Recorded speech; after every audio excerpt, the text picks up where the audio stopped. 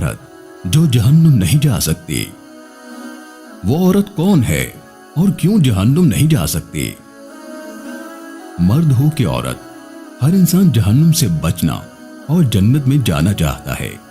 یقیناً یہی انسان کی اصل جیت اور کامیابی ہے، کیونکہ جہنم بڑی ہولناک اور جنت بڑی قیمتی ہے۔ اگرچہ جنت کا حصول بڑا محنت طلب ہے، لیکن خوش قسمت ہے وہ عورت جس کے لیے سرکار مدینہ نے صرف 4 کاموں کے بدلے جنت کے 8 دروازے کھلنے کی بشارت عطا فرمائی۔ سیدنا عبد الرحمن بن عوف رضی اللہ تعالیٰ عنہ بیان کرتے ہیں کہ رسول کریم صلی اللہ علیہ وسلم نے فرمایا، جب عورت پابندی سے 5 نمازیں ادا کرے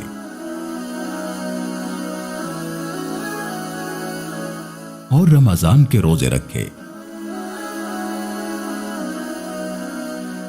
اور اپنی عزت کی حفاظت کرے اور خاوند کی اطاعت کرے، تو اسے کہا جائے گا تم جنت کے جس دروازے سے چاہو داخل ہو جاؤ۔ مسند احمد حدیث نمبر 1664 اور صحیح الجامع حدیث نمبر 660۔